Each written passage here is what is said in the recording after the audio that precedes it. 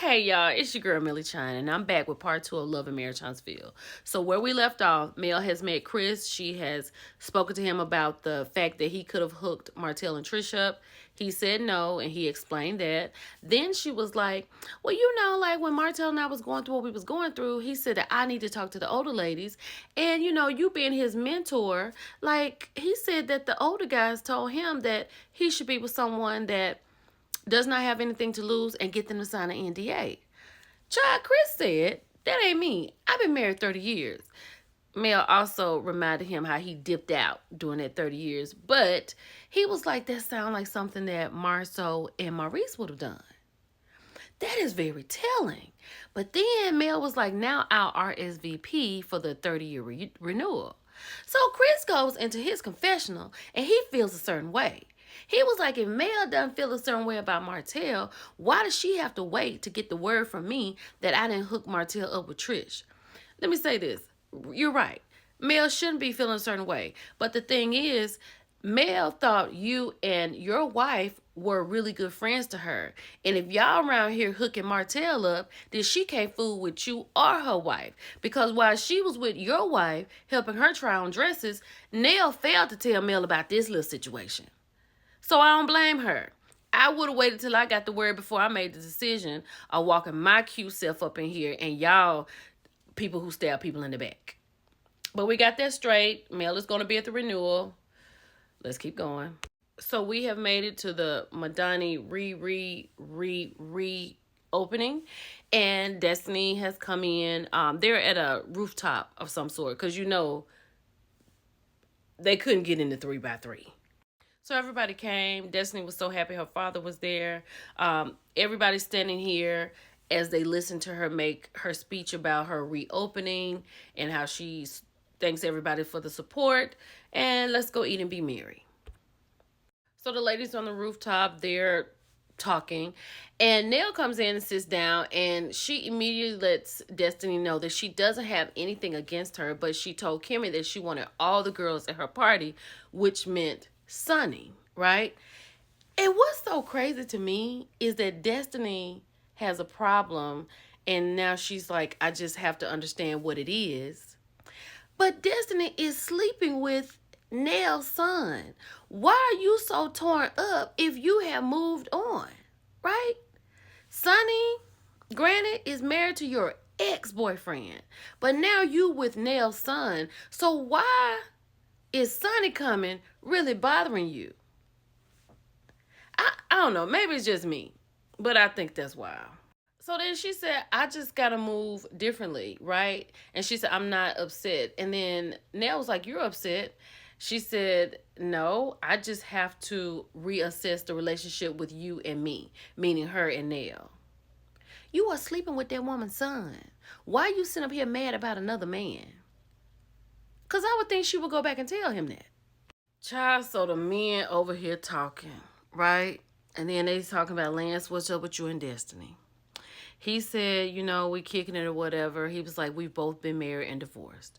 So nobody knew that he had been married. Lance has been married twice.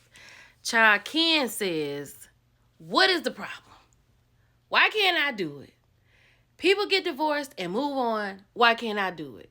Ken, I don't know if you've been drinking, but the first thing is your girlfriend is not divorced. That's the first reason you can't do it. Now, I'm going to give Ken this, right? He said that everybody wants him to be upset about what could have happened with Trish and Martell. He said that happened before him. That's correct. If that's all that there was, but it's a developing story. Because every time the Martell and Trish situation comes up, there's something new added to the story. And he was like, what I can be upset with is how she got me out here looking. 100%. Because you do look a little crazy every time this show comes on and it's a little bit more added to the story. Then Marceau asks, what happens when that lie becomes another lie and another lie? Then Ken said he's going to dip. Let's keep going. Then Q-Ball asks him, does he love Trish? This is his I love to death face. That's sweet, right? But I'm going to have to agree with Q-Ball. Like, sir, it's early. You've had a couple of Hennessy and Cokes, and you just out here talking to be talking. Because we know you're not going nowhere, Ken. We know you love Trish. And you're hanging in there to see this thing out to the end. It's okay, friend. It's okay. So Martell has walked in, right? I'm going to need Tisha to stop calling Marsau a protector. I don't know what's going on behind the scenes. But what we've been watching, protect or not, right?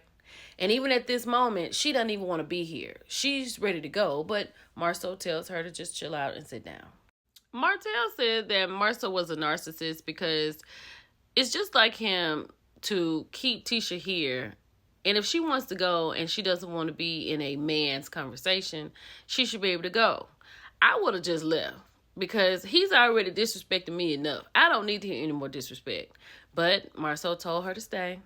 So as Martell is sitting here trying to talk to Marsau and try to figure out, why are we here? Why did you say something under the pavilion?